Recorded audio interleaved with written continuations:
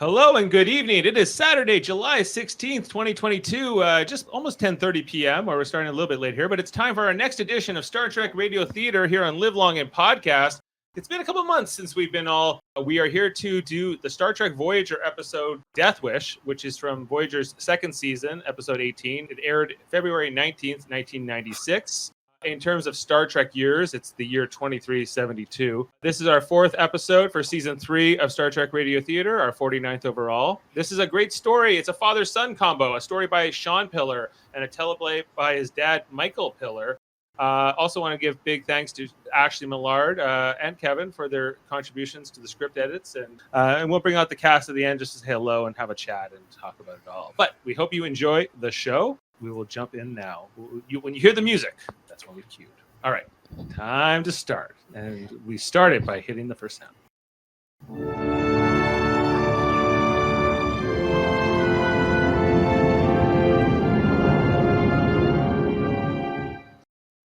We focus on the bridge. A comet is crossing the view screen. Chakotay turns and begins to walk over to Janeway. Its trajectory is erratic, and our sensors aren't detecting any stellar or planetary gravitational fields that could account for its motion. Then you're saying it isn't a comet? And yet it looks, feels, and tastes just like a comet.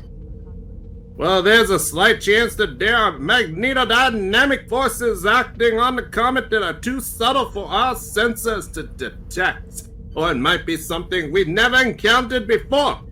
B'Elanna, go down to Transporter Room 2. Let's beam aboard a sample for examination. Aye, Captain? Harry, see if you can lock on to a core fragment.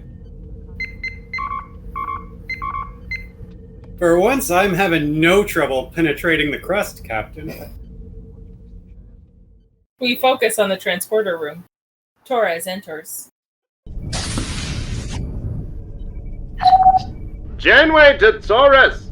We're ready when you are, Lieutenant. Setting up a Class 3 containment field, Captain. Field in place. Commence transport.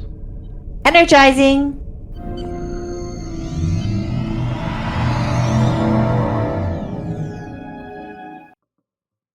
A stocky male figure in a Starfleet captain's uniform appears and walks straight through the containment field.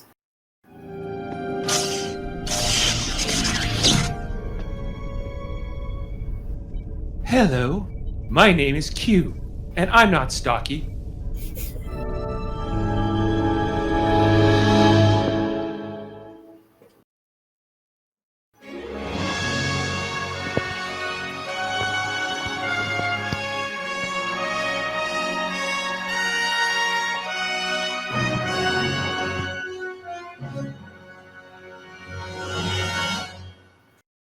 We focus on the transporter room. Torres is staring at the man claiming to be Q. But this is not the obnoxious and interfering Q that we know and love. Who is this imposter? This con artist? This fraud? Torres to Captain Janeway. You'd better get down here, Captain. Problem, Lieutenant? Yes, ma'am. That transport from the comet? It brought a man aboard. He says his name is Q? Red alert! I'll be right down. Oh, please don't bother, Captain. Let me take you to lunch instead. The man claiming to be Q gestures and vanishes.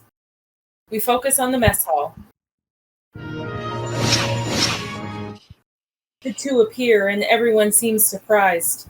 Several crew members get up from their tables and everyone is watching with apprehension. The man starts shaking Janeway's hand. What a pleasure it is to meet you. Oh, am I doing this right? It's been so long since I've had the opportunity to greet anyone. Janeway looks angry. He gestures to the closest table. Oh, here, take a seat. Allow me to make the setting more appropriate.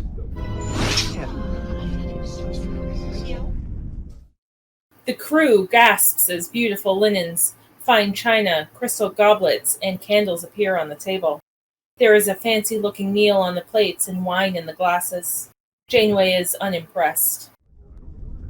My name is Catherine Janeway, captain of the Federation. The Federation Starship Voyager. Yes, I know all that. Look, Welsh rabbit like your grandfather used to make. Neelix talks to Kess, trying to process what is going on. Rabbit? She never told me she likes rabbits. What is rabbit anyway? Is this some kind of new chef she's interviewing? Please, eat. It's the least I can do to express my appreciation. Appreciation for what? For letting me out of my captivity.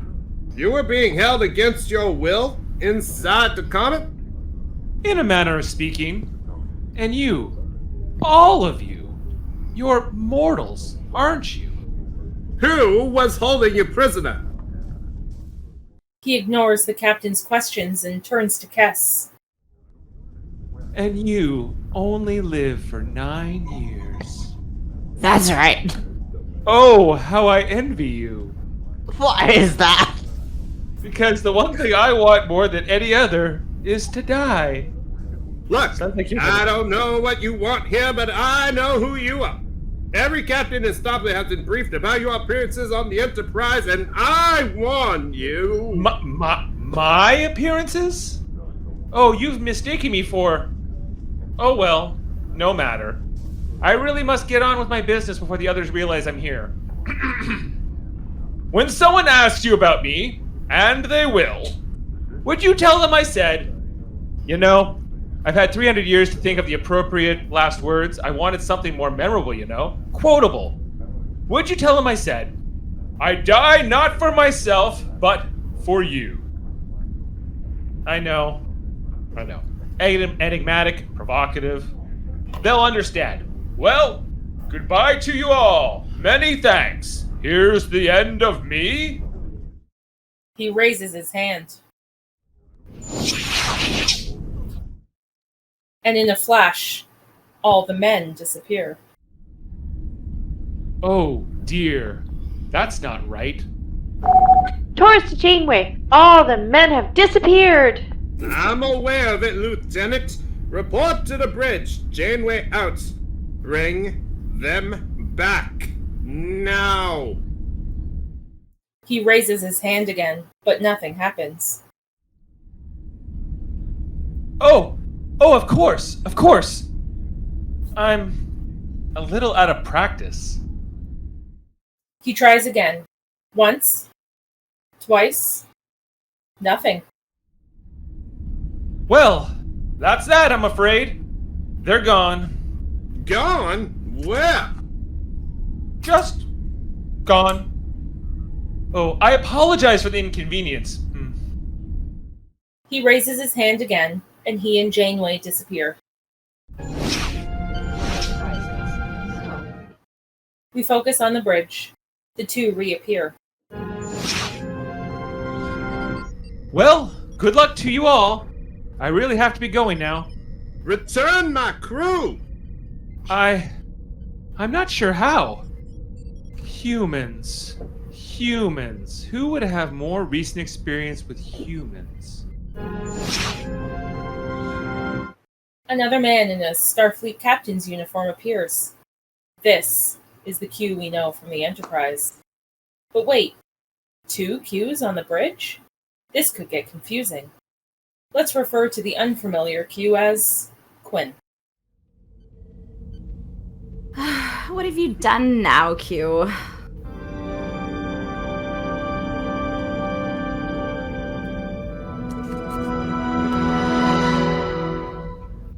Well, now, isn't this just fine? Humans aren't supposed to be in this quadrant for another 100 years. I didn't bring them here. Nothing to do with me. How did you get out, Q? I'm afraid we're responsible for that. Well, I guess that's what we get for having a woman in the captain's seat. You know, I was betting that Riker would get this command. May I assume you're the Q I've heard so much about? Have you heard about little me? Oh, do tell. Has Jean-Luc been whispering about me behind my back? Say, is this a ship of the Valkyries, or have you human women finally done away with your men altogether? There was a slight accident. A slight accident. Oh, let me guess. You were trying to commit suicide? Now you see why we locked him up for the last 300 years. Q snaps his fingers and the men reappear. They all look confused and out of sorts. Chakotay turns and begins to walk over to Janeway. Q is absolutely fascinated by him. Facial art. Ooh, how very wilderness of you. Captain? All right, Q, we should be going. I'm not leaving. Captain Janeway, I demand asylum. This is a joke. No, it isn't. I am officially asking you, Captain, to grant me asylum and give me protection from my enemies, which is him! You would ask these puny humans to protect you from me? Fat chance, as if. Quinn raises his hand and makes Q disappear. What did you do to him? Nothing. He's still there in the 24th century. I just took the rest of us to an old hiding place of mine. The ship does not shart. Hold on. The ship starts shaking.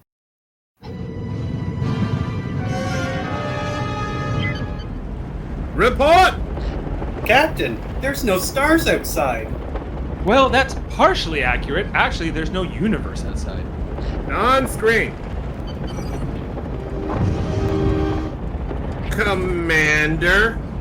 I'm showing a large buildup of baryonic particles. Perfectly normal. Captain, based on our readings, it appears we've been transported back in time to the birth of the universe. Very old hiding place. Oh, I know all the hiding places, Q. I hid here from the Continuum once myself. This ship will not survive the formation of the cosmos. Yes, but just think of the honor of having your DNA spread from one corner of the universe to the other. Why, you could be the origin of the humanoid form. Q? Out of Q? Get us out of here! You heard the lady. Back to your cell. Q disappears again. We're under attack! By a ship? Don't be stupid, Chakotay. What other ships would be at the birth of the universe? I'm not sure what they are! Captain, I don't believe this, but according to my readings, we're being attacked by protons. We've been reduced to subatomic proportions. He'll never find us here. Mr. Tupac, see if you can release a positive ion charge to repel them. Ready or not, here I am. Q vanishes again. The shaking stops. Oh, what now? I'm checking! We seem to be tethered to some sort of large plant? Let's see it, computer. I need a wide angle. They're an ornament on a Christmas tree.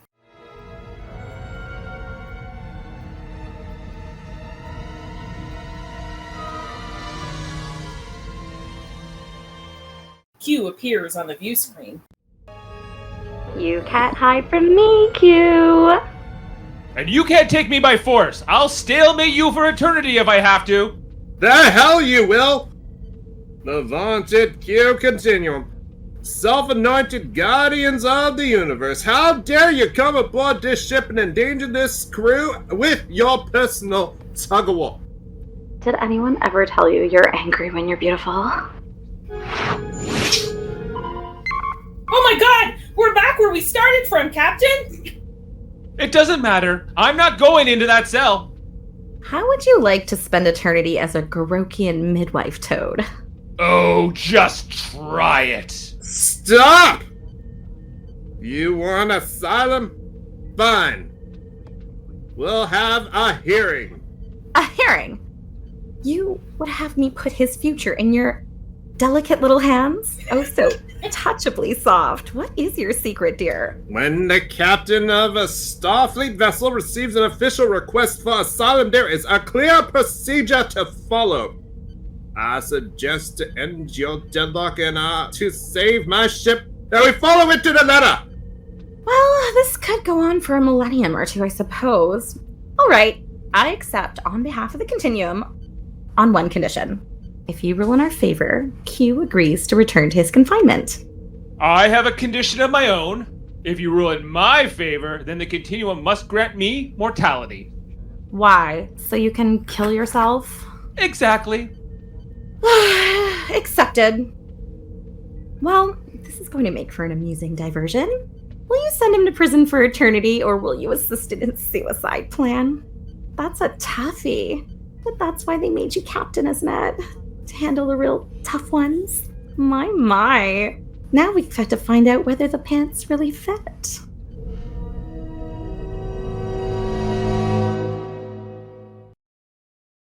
We focus on Tuvok's office. Quinn zaps in as Tuvok is reading a pad. Am I interrupting anything? I'm curious. Have the Q always had an absence of manners, or is this the result of some natural evolutionary process that comes with omnipotence? What? Oh, you mean just popping in whenever we feel like it? That is one relevant example. I apologize. At some point along the way, I guess we just stopped thinking about the little niceties. So it seems. But you mustn't think of us as omnipotent, no matter what the Continuum would like you to believe. You and your ship seem incredibly powerful to life forms without your technical expertise. It's no different with us. We may appear omnipotent to you, but believe me, we're not. Intriguing. Just what vulnerabilities do the Q have? Always looking for the tactical advantage, Mr. Tuvok. Very good. As a matter of fact, that's why I've come to see you. In a way, our vulnerability is what this is all about. As the Q have evolved, we've sacrificed things along the way. Not just manners, but mortality, a sense of purpose, and a desire for change, and a capacity to grow. Each loss is a new vulnerability, wouldn't you say? Why are you telling me this? Because I want you to represent me in the hearing. Me? I have no legal expertise. But I need someone who understands Federation asylum practices. Besides, Vulcans approve of suicide. It is true that Vulcans who reach a certain infirmity with age do practice ritual suicides. Nevertheless, I fail to see how that fact would be meaningful in this circumstance. I have the right to counsel, Mr. Tuvok. Will you assist me?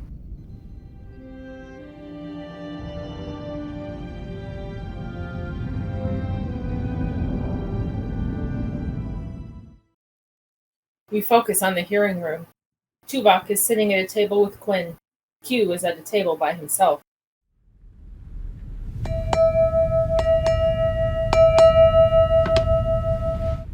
Let me begin by stating clearly that I expect all parties to act appropriately and with respect for these proceedings. I will not have this hearing turned into a circus. Is that clear? Quinn nods. Q has not been paying attention. Is that clear? Q! Madam Captain, we are dealing here with an issue of the greatest importance to the Q Continuum. I assure you we take this matter very seriously. Thank you. And please don't call me Madam Captain. Since you've made it clear that your asylum would lead to suicide, you place me in a difficult position. I understand, Captain. May I ask you why you want to commit suicide? As difficult as it is for you to imagine, for me, immortality is impossible to endure any longer. In the Continuum, an individual has an obligation to be responsible to the path his life will follow. His life will follow. Emphasize life. I never yielded that obligation to the Continuum. If the path I choose leads to death, what right do they have to interfere? He's putting his selfish wishes above the welfare of everyone else. And if I don't agree with the majority, I'm to be locked up for eternity. You would not be confined if you were not intent on harming yourself. With your permission, Captain, I would like to call an expert on the Continuum to discuss the implications of the decision to be made. Proceed! I call myself to the stand. A second version of Q appears. Ta-da! Thank you for coming. It's a rare honor to have someone of your reputation and accomplishment with us today. Oh my god, thank you. Tell me, what would be the impact of a Q suicide? Oh, it would be an interruption to the continuum. It would change the very nature of Q. Can you be more specific? No, because we're not even sure what the end result would be. His suicide could have all sorts of unknown consequences to the continuum. Precisely. It would force the Q to deal with the unknown for the first time since the new era began. They're afraid of me because they're afraid of the unknown. How would you characterize his remarks? No Q has ever tried to commit suicide. Immortality is one of the defining qualities of being a Q. By every measure of the continuum, his remarks would have to be considered as mentally unbalanced. Mentally unbalanced. And no civilized people in the universe, including the primitive Federation societies, would condone the suicide of a mentally unbalanced person. Tell me, Q, can you offer any other evidence of mental instability on the part of my client? What more do I need? He wants to kill himself. In fact, until this issue arose, he was known in the Continuum as one of your great philosophers. Is that not true? Not anymore, it isn't. So, your entire basis for judging him mentally unbalanced is his wish to commit suicide. I submit that is a faulty premise. In many cultures, suicide is acceptable and in and of itself cannot be used as evidence of mental illness. I tend to agree with Mr. Tuvok. Vulcans, right? Oh my god. Is it not true that on occasion the Continuum has executed Qs for certain crimes? On rare occasions, yes. Didn't their deaths create an interruption to the Continuum? Their crimes created the interruption. Their deaths ended it. I know where you're going with this, Lieutenant. Do you? And it's not going to work. Our society, like any other, must control its disruptive elements. An execution may be undesirable, I grant you that, but on some rare occasions it is necessary and warranted. And the decision to proceed is only made after great deliberation by the entire Continuum. You cannot imagine the chaos that would be created if individuals like Q here could choose between life and death. This is a matter of social order versus anarchy. And you find nothing contradictory in a society that outlaws suicide but practices capital punishment. No. Any other questions, Lieutenant? Just one thing. Isn't it true that you yourself were once accused of being mentally unstable by the Continuum? Were you not disciplined for inappropriate behavior? Objection!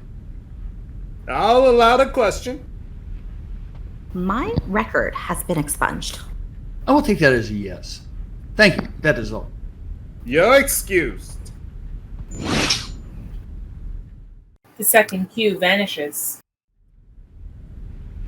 If I may beg the court's indulgence, I have other witnesses to call. To what end? Your Captain Honor, I am here to argue for the majesty of life. What it means to us to be alive. A Q's life takes him to all corners of the universe. This Q's life has touched and affected many, many others, including some on your own homeworld. With your permission, I would like to call some of those people whose lives have been changed by this Q. You want to bring people here, from Earth. I promise it won't impact the timeline, and no one will remember ever having been here after I send them back. This is most unusual. Do you have any objection, Mr. Tuvok? I am as curious as you are, Captain. Very well. Proceed. Q snaps his fingers and 3 men appear. A hippie, a man in a full-bottomed wig, and a bearded Starfleet commander we all know quite well. Q. What the hell is going on? My apologies, Commander. To you all, my name is Captain Janeway. Captain Catherine Janeway. USS Voyager. Olay. That's correct, Commander. You're aboard Voyager. We're lost in the Delta Quadrant, and as much as I wish you could tell them that when you get home your memories will be wiped before you get back. God, if you let me live through this, I'll promise I'll clean up my act, I swear. I demand an explanation! Why are you dressed like this, young man? Man, have you looked in the mirror lately? Allow me to try to explain, Mr. Ginsburg, Maury Ginsburg. Sir Isaac Newton. Commander William Riker. Nice to meet you. Consider for a moment that it might be possible to travel forward in time, say to the 24th century, onto a starship 75,000 light years from Earth. Nothing but blank looks from Ginsburg and Newton. Commander Riker is amused. You're having a very strange dream, and in this dream you're seeing this man whom you've all met before. Yes, I have seen that man before. You were sitting under the tree that day. The day the apple fell on your head? Yes, that's right. Quite a day, wasn't it? As a matter of fact, this man jostled the tree when he got up to leave. Just before the apple fell. Yes. And a new era in human science was born. Wait a minute. Were you the guy in the Jeep? The guy in the Jeep who picked you up after your own vehicle broke down that summer afternoon. Isn't that right? Oh man, he was a lifesaver. My van died, and then they dragged it off the road because of all the traffic. It was backed up for miles. You were on your way to a job, weren't you? Yeah, I was supposed to be on the follow-up spot on the Tower 3. I never would have made it in time if it weren't for him. Hey, whatever happened with that groovy chick with the long red beads in the back seat? I've been looking for her ever since you dropped me off. You'll see her again. Don't worry. To sum up, you were a spotlight operator at an outdoor concert of some sort, a concert that was put in jeopardy moments before it was to begin because the entire sound system failed. Oh, it was no big deal. Somebody must have snagged an extension cord with one of the trucks, that's all. I'm just lucky I noticed it. Yes, lucky you were at the right place at the right time, or it would have taken days to track down the problem and there would have been no concert.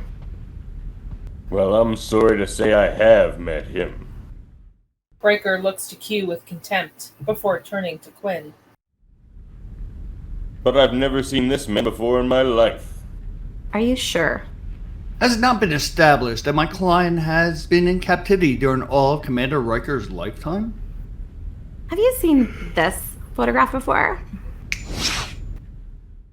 On an easel, a sepia picture of two Civil War soldiers. Sure I have. That is Colonel Thaddeus Riker, after he was wounded at Pine Mountain. They used to call him Old Iron Boots. He was in command of the 102nd New York during General Sherman's march on Atlanta. This picture was taken in 1864, just after they let him out of the Army hospital. And the soldier beside him. I'll be damned. It's him! As a matter of fact, he carried your wounded ancestor back from the front line, didn't you? Mm-hmm. My point is, Captain, that Q has had a profound influence on these three lives. Without Q, Isaac Newton would have died forgotten in a Liverpool debtor's prison, a suspect in several prostitute murders. That's right.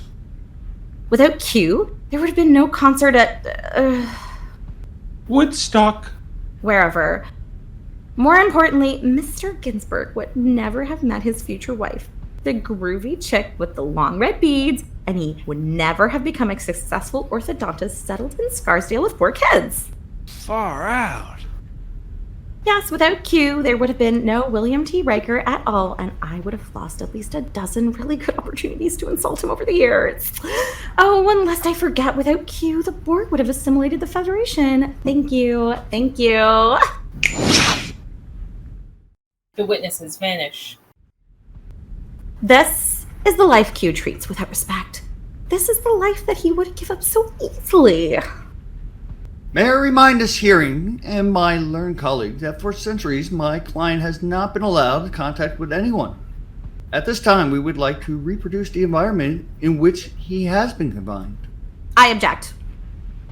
No, I'll allow this. They all stand and Quinn raises his hand.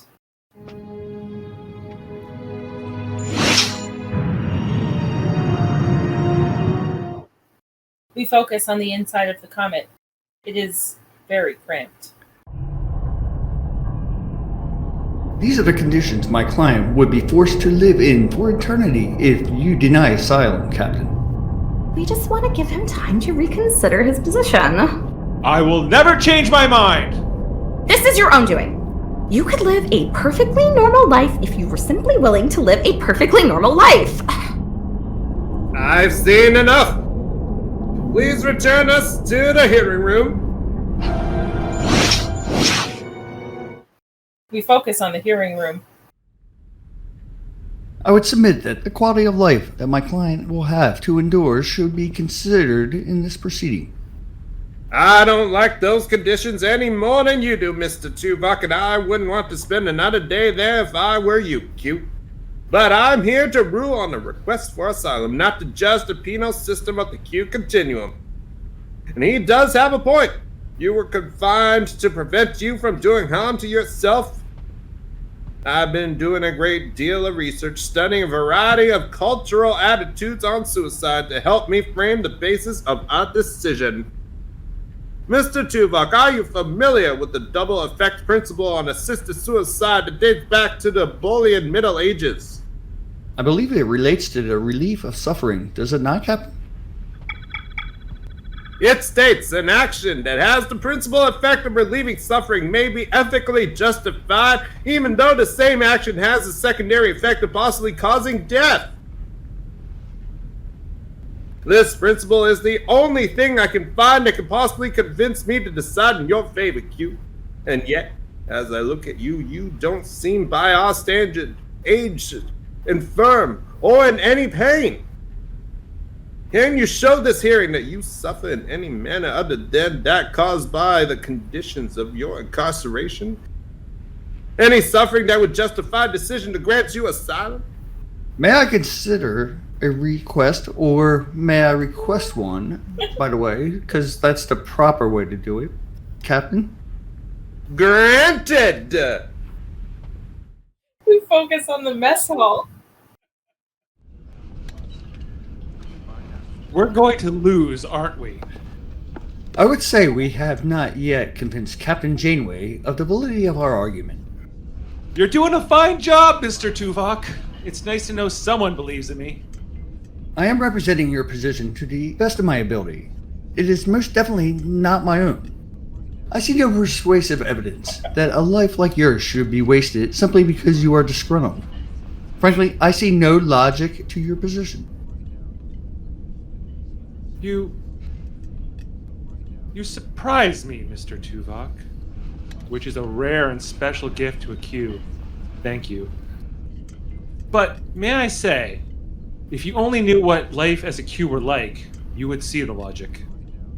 Then perhaps what we should do next is take this hearing to see life in the continuum itself.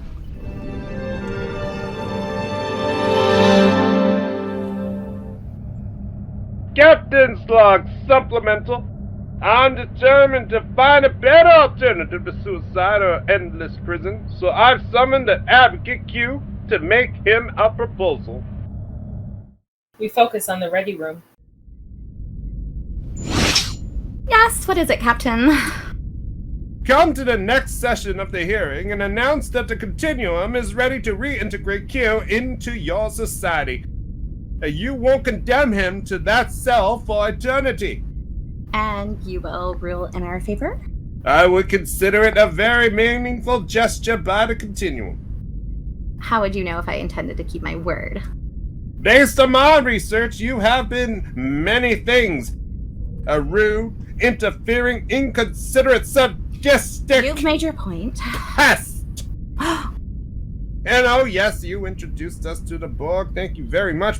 But one thing you have never been is a liar.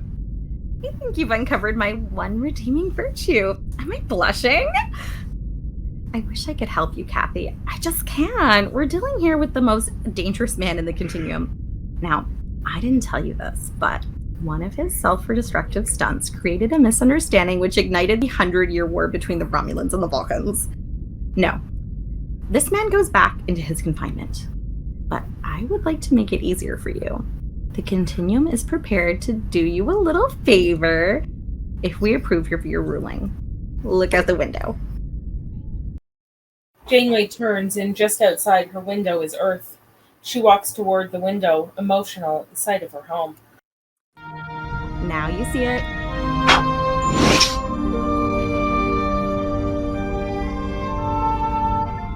Now you don't. Where the Earth just stood is now endless, empty space. We focus on the hearing room. We are preparing to illustrate the nature of Q's suffering, Captain. But in order to do so, we must show this hearing what life is like in the Continuum. And how do you intend to do that? By going to the Continuum itself. Is this possible? No, it's a ridiculous idea. You would never understand. My client has the right to ask for an inspection of the living conditions that led to his suffering, Captain. I would agree with that. I suppose you have some crazy idea how to pull this off. Yes. Quinn whispers in Q's ear. Only if Fine. we've agreed on a format for this little sojourn, but I still believe it's ill-advised. I'll be the judge of that whenever you're ready. They both raise their hands and look at each other. No, please. Quinn does the honors. We focus on a desert road. This is the Q Continuum, a road in the desert. I told you so. This is a manifestation of the continuum that we hope falls within your level of comprehension. This way.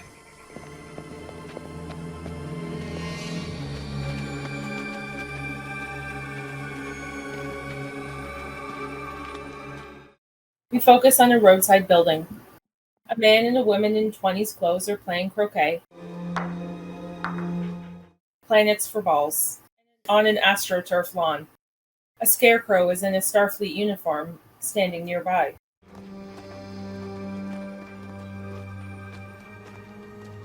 The sign over the door says never closes, and the clock below it has no hands.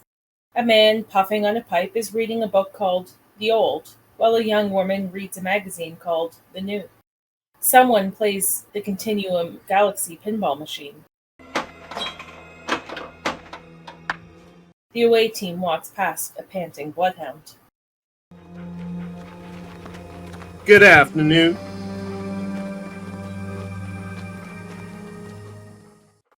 The Q looks at them, but says nothing, going right back to what they were doing before Janeway interrupted.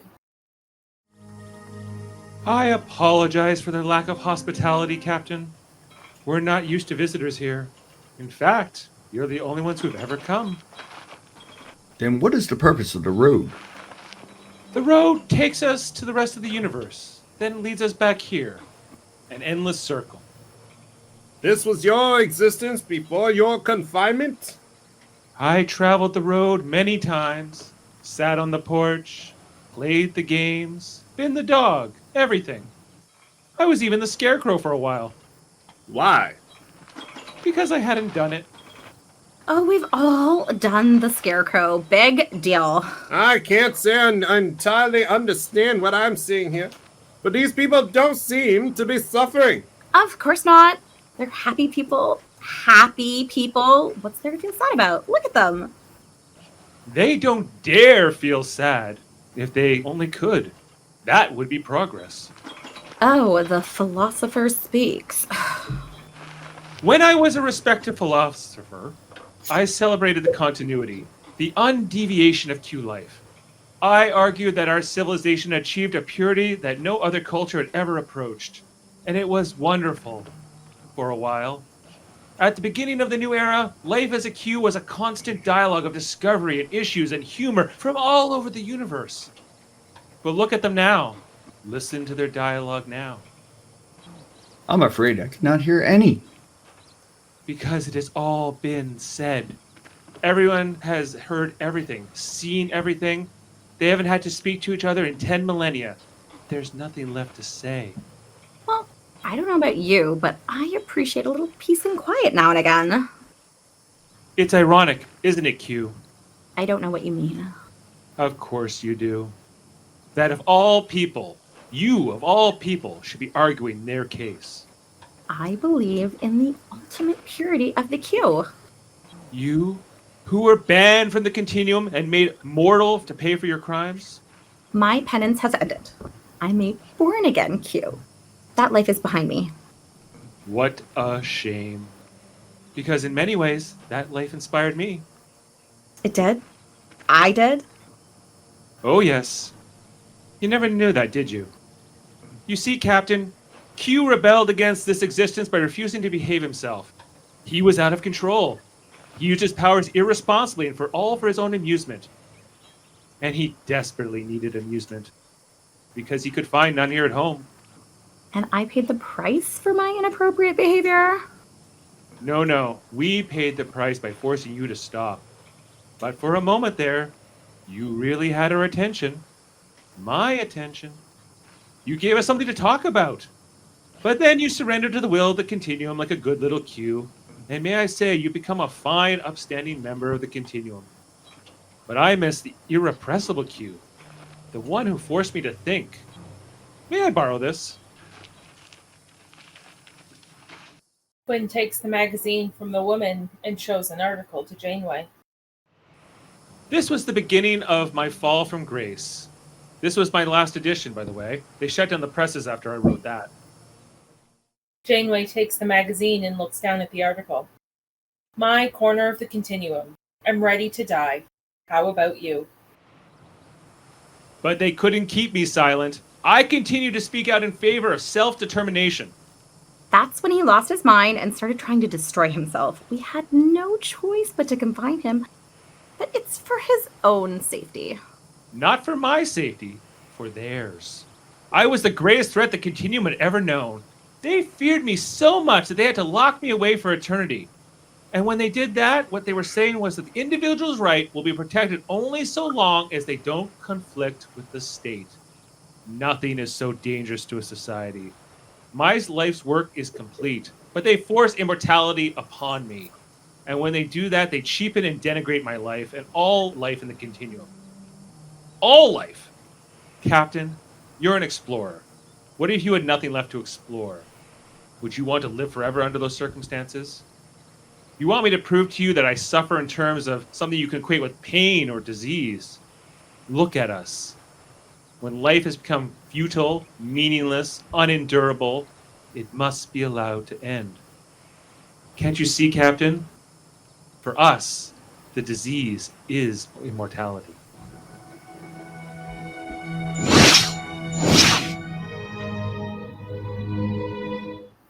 We focus on the hearing room. We rest our case, Captain. Very well. I'll make my ruling in the morning. We'll be in recess until then.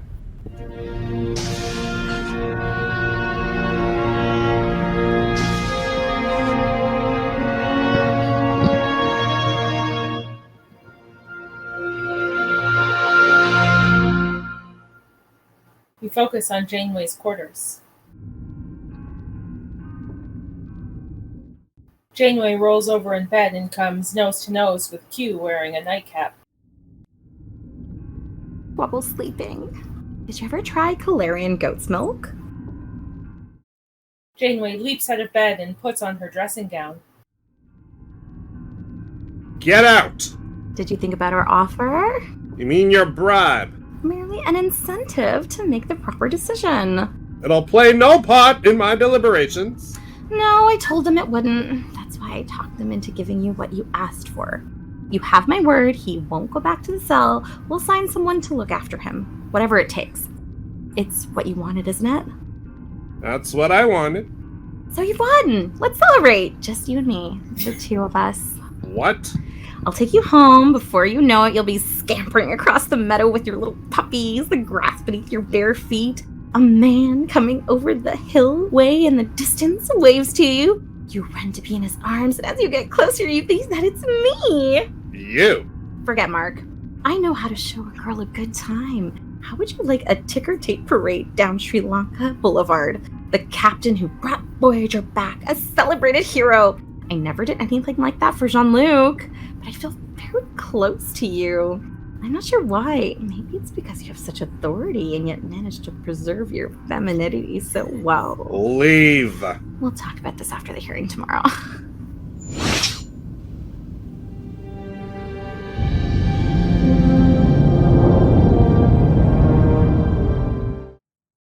We focus on the hearing room. I've tried to find some way to reconcile all the conflicting emotions I felt during this hearing. My own aversion to suicide, my compassion for your situation, Q. It hasn't been easy. I've tried to tell myself that this is not about suicide, but about granting asylum. That I am not personally being asked to perform euthanasia. And as technically true as that may be, I cannot escape the moral implications of my choices. I've also had to consider that a decision to grant asylum and the subsequent suicide of Q might have a significant impact on the continuum. That such a decision could change the nature of an entire society, whether it be a favorable or unfavorable change that serves me greatly. But then there are the rights of the individual in this matter. I don't believe that you are mentally unbalanced, and I do believe that you are suffering intolerably. Under these conditions, I find it impossible to support immortality forced on an individual by the state. The unforeseen disruption that may occur in the continuum is not enough, in my opinion, to justify an additional suffering by this individual. So I hereby grant you asylum. I see you in your chambers, Captain. You've been in my chambers enough for one visit, sir. A sidebar, Your Honor. Only for a moment. She ruled in my favor. You made a promise. Q snaps his fingers. Quinn does his vanish gesture. Nothing happened. Nothing! My powers are gone! I'm mortal! Well, so much for ticker tape parades. I'm not finished, Q. Now that you're mortal, you have a new existence to explore, an entirely new state of being filled with the mysteries of mortal life, pleasures you've never felt before. I like this life, Q. You might too. Think hard before you give it up. This hearing is adjourned.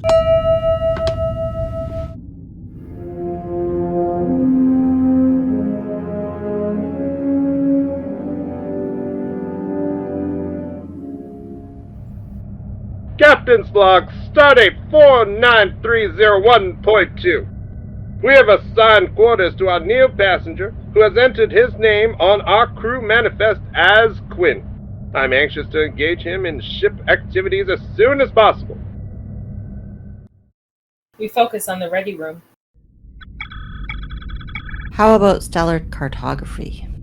We could shut down stellar cartography with all the knowledge he'd bring to the job. Well, that's going to be a problem with just about everything we assign to him. There's got to be something on board that will... Sickbay to Captain Janeway. Go ahead. Captain, I think you should come down to sickbay. Mr. Quinn is here. I'm afraid he's dying. We focus on sickbay. Janeway enters.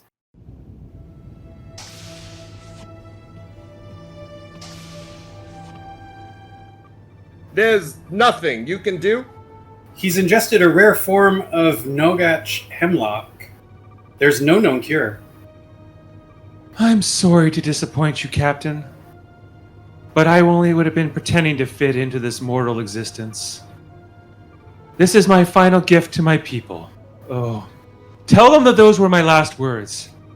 I dearly thank you for making this Oh, my.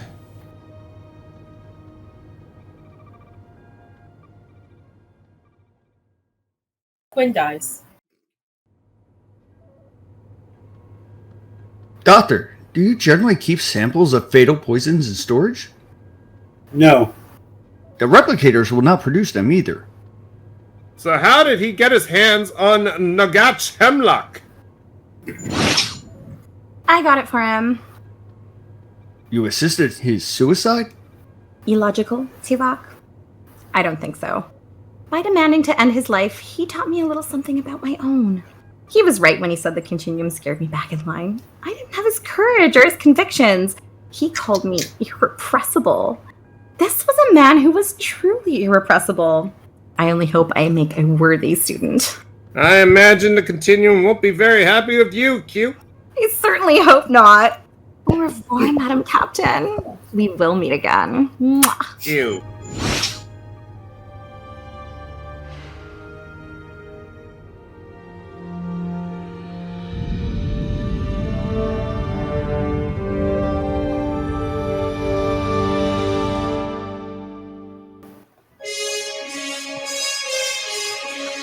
Yes, and that concludes our reading of Star Trek Voyager's Death Wish. We got a great cast for this one. I'm Dave. This is my wife Jane. She was playing a bunch of roles, including Commander Chakotay and Lieutenant Torres and Cass. Well, Chicken Cass, I believe. No, there was no chicken. Oh, no chicken. Okay. Okay. We also had two of our big roles tonight. We had Michael Chan in the role of Captain Catherine Janeway, and we had Jessica Chan in the role of Q, Prime, or well, not the non-Quinn variety, as I was playing. Great job to both of you. Excellent. Good job, guys. A lot of dialogue, a lot of speeches between us three, especially, and of course, Tuvok, who was played by Tom Mott Tyrell, who's playing Tuvok in this one. You were my Matlock in this one. You had to represent me in this courtroom drama. We had as our narrator, we had Ashley Millard, also as Tom Paris. We also had Kevin Millard in the role of Harry Kim and the Doctor, and you were one of them. You were Neelix. I liked when it was Neelix. Yeah, you were about to be replaced by a rabbit as the chef. I don't know. Of course, we had some great cameos tonight. We had Jeff Mader playing two roles, talking to himself. He was Maury Ginsburg. Far out, man. As well as Sir Isaac Newton. May or may not have killed a bunch of prostitutes. We're not sure. But you did a good job with that. Nice. That Very was nice. where I came from when I prepared the role. Yeah, that was your research. Okay, and then we had Commander Riker, as played by. Now where Davin is, it's already tomorrow, so it's a very late night for him. What the hell is going on? What the hell is going on? What's going on in Nova Scotia? It's tomorrow. Tomorrow. I thought this one was a lot of fun, guys. Like, I know. For some of you in the supporting roles, there wasn't as much for you to do because it's a lot of speeches in this episode. So I apologize, but I think it was a good one to do. This one, I think is like one of my favorites, which is why I really wanted to do it. And we hadn't done Voyager in a while. It's been like almost. We hadn't done one this year yet, so. I think a flashback was the last time we did Voyager, which feels like a long time ago. So glad we got that one in the books. I hope you all enjoyed. If any of you want to go to bed, I do. But before I do, my Paramount Plus and CBS overlords require that I say that tomorrow, please watch Blood and Treasure season 2. Oh, okay. Blood and Treasure. Blood and Treasure. Yeah. No, yeah, absolutely. And you have your new role on YTV. Is that public yet? You're casting now, Dave. Now it is, yeah. Oh no, you just broke it. Also, this coming October 13th, please tune into Out TV to watch Ezra.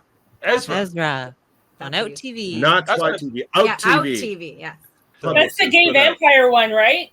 That is the vampire one. Yes, it is an amazing show. Yeah, I think everyone is going to like it. It's just very urban fantasy and highly recommended. Is it out or oot? October 13th. TV. October 13th on Out TV. Americans. You got to troll us with one American. He's like, "Oh, it's an Out TV." Did you know Americans? There's a region in the U.S. that actually also says oot and a boot, and it's like I can't remember, but it's called something raisin. That's like the term for it. And then our version is called Minnesota, I would imagine. But Yeah, it's kind of like right across the border. Jessica, it's the part of the border that's not protected. That's where they do Whoa, that. it's like on the East Coast. So it's a long border. Absolutely. Well, very exciting stuff going on with Michael, and maybe even more secret things we don't know about yet. But it's I'm sure Dave will tell you. I'm sure I'll tell you about it, even if I'm not live. supposed to. Yep. Live on the air to the public. I won't tag Paramount Plus or anything. Hey, Jeff, I'm sorry. I'm not going to make it there tomorrow either. Did anyone feel like without the context of like seeing Riker on screen that like thing that Davin's whole speech sounded like an old man? They used to call him Old Iron Boots. Oh, Old Iron Boots. Yeah, that's my great grandpappy Thaddeus Riker. There he is. And let me tell you, back in those days, they didn't have no cell phones. Yeah. Who recognizes a picture of their ancestor from 500 years ago? Like, I swear to God, if someone showed me a picture of my ancestor from 500 years ago and they were like, "Don't you know this?" I'd be like, "No." Well, I always forget that in Star Trek, though. Their knowledge of like Depends on the which 20th region. century is always like perfect.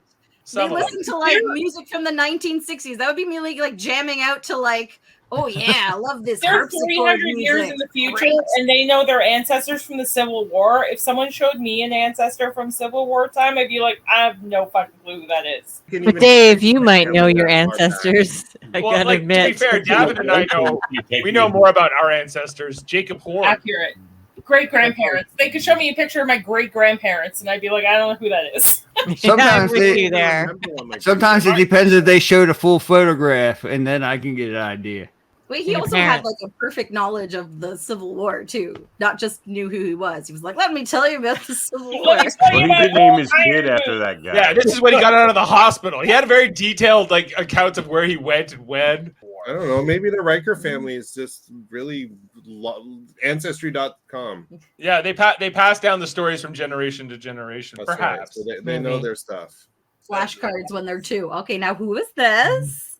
Sure, This is sure, Old sure Iron you Boots. did. Yeah. Well, remember, he grew up in Alaska, so he is American, and the Civil War is still pretty recent. That's true. Yeah. They care about that shit. Listen, I hope that, 10, 20 generations of Chans later, they'll look back and be like, that one on the old thing called Internet Movie Database. That's our great. You don't need What that. do you guys think of my death scene there? Where I was like, "Oh, thank you for telling them for the possibility." And then now she's like, "And he's dead. You're dead. He's I dead." love it. I believe That it. is- I called that the is- police. He's dead, Jim. Did you guys ever watch that movie called Real Genius with Val Kilmer? It has a No. line in it. It's like my favorite. He's like, it reminds me of the immortal words of Socrates. He old. said, "I drank what?" Those should have been his last words. I drank what? I drank what? That was what I thought. I thought it was just some nice fruit.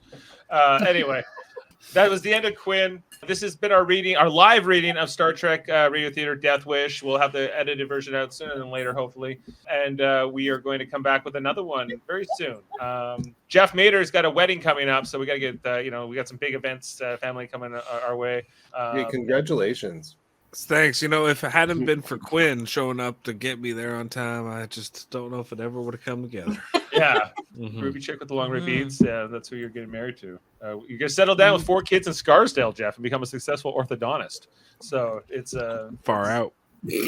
Thank you all. Great job to the entire cast. Really loved this one. I know it's late, especially you, Davin. So really appreciate it. You should check out our friends' podcast, including Davin's podcast, Computers of Trek. Also, X-Men, the animated series X-Rated, every Tuesday with Andre. You guys are doing the Phoenix Saga now, right? Yeah, we're doing the Phoenix Saga now, and we have an interview with the voice of Rogue on Tuesday. That's going to be fun. Lenore That's Zahn. really cool. Awesome. Yeah. Rogue was the best on that show. Rogue's Yeah. basically everybody's favorite. I'm going to ask her why she's everybody's favorite. Because she's the best. Yeah. like Former Julie. member of Big Canadian bro. Parliament, too. I so Yes, Michael and Jessica, you guys got the Hellbound podcast with Alex Blackburn every Wednesday. How's that going? It's going well. It's going really, really well. I haven't been on as often lately, so we've been like just broadcasting interviews and stuff. that Alex does, due to my shoot schedule. But there'll hopefully be more of me soon. All right. Well, that's great. Check out the Hellbound podcast with Alex Blackburn and sometimes Michael. Tell them all about Sam Jerka, Dave. And Sam Jerka. He's got Let's Talk About Fighting Games, a video game podcast where they talk about fighting games. Check that out on Spotify, where we feature audio podcasts. Plus, here on Live Long and Podcast, we do Monday nights Star Trek Enterprise rewatch. Every Monday night, we go through another episode of Star Trek Enterprise with Jody Simpson, Adam Woodward, and Kevin Millard, and sometimes Davin. It's supposed to be a you good always one. say, we've been told it gets better, so We keep getting told that it's better. Sometimes I show up and yell at them for not liking the show. Yeah, he's like, why don't you like this more? Also, Star Trek Deep Space Nine at 9-ish with Jeff Mader and the crew reviewing every episode of Deep Space Nine. We are not covering any active show right now because Star Trek Strange New Worlds wrapped up their first season. We have a bit of a gap here until Star Trek Lower Decks Season 3 kicks up later on in August. But when all the new shows come out, we have reviews and comments on them. So check that out on our different playlists, whether it be Strange New Worlds or Star Trek Prodigy that I cover with Jessica and Davin, which will be coming back later this year. Or it might be Star Trek Lower Decks, or it might be Star Trek Discovery with Michael Chan. So there are lots of new shows coming up later on this year, or stuff we've already covered in the back catalog. Super Mater Brothers podcasting every Sunday, Wednesday, and Thursday. Talk about Big Brother 24 right now, and we talked about Survivor season 42. We talked about Big Brother Canada 10 recently. Other different shows over on Super Mater Brothers podcasting, and Trivial Debates, our monthly show. We argue about movies, TV, sports, and more in like a game show format. We got Jody Simpson set to host the next edition with Jeff Mader, Max Duda, and Chris Murphy competing. Check this one out. I think this is going to be a good one, guys. Jeff, you know what the questions are yet? Nope. Okay. Well, this is I guess this is next Sunday, right? Yeah, this is a week tomorrow. So check that out. 10 a.m. Eastern. If you pause and zoom on New Kids in the Hall, episode 2, I think you can see part of Michael's left nut. I saw more than that when I saw Kids in the Hall. What? You guys just aren't zooming. I need some of that Hokage Hemlock right now. Yeah, check out Kids in the Hall episode 2. The glory hole. Doing an investigation. You gotta look. What's the timestamp on it, Mott? Give us a timestamp, Mott. I don't know, but did somebody say nice ass? Enhance. We have now all seen Michael's junk. Yeah, because on Kids in the Hall, you were credited as construction worker / bathhouse guy or something. Sauna man. Yeah. Sauna man. They I was like, had a scene where he was supposed to look, and it was a normal construction site, and then he looks again, and then it's the gay sauna. So that with the construction dudes now in the gay. Yeah, but they cut out the construction part, and you were just gay sauna. Sauna man. I mean, I was The working last on glory tools. hole. I was really good at those tools, but I mean, it's just too raunchy, you know. It's unfortunate Yeah. it's the last glory hole, because I remember the CDC and Health Canada were all for them for COVID. They were saying those were a great way. Yeah. Oh, yeah? Glory holes. Huh. They I can may see that. not be sanitary, but you're not going to get COVID. But- You're going to get 12 other diseases. I mean, but then we Give a watched this respiratory. documentary about the last glory hole, and we know why Health Canada was recommending glory holes. On that note, I think there's nothing left to say, guys. We should sign off for tonight. Glory. We've done it. We've done everything. We've seen it all. Now. Like the Q continuum. Yeah. You've said everything you possibly can. All right. And in honor of Commander Riker, I think we'll go out on a Riker clip here. All right. We'll see. What you the next hell is time. going on? What I need, I can't get from Dr. Crusher. Oh, that's not it. Give me Oh the my in the God. bathroom. You got it, bro.